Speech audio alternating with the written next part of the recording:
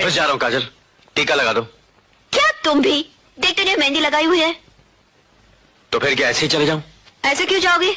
जानवी है ना, उसे कहो। जानवी, जानवी तुम ही टीका लगा दो। जी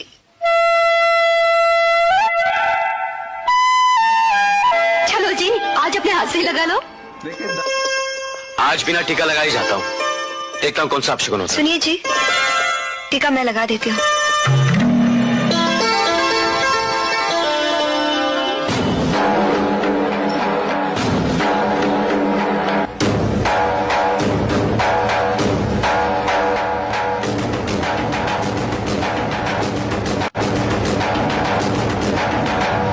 कोई सच्चे दिल से करना चाहे तो क्या नहीं कर सकता। चलता हूँ।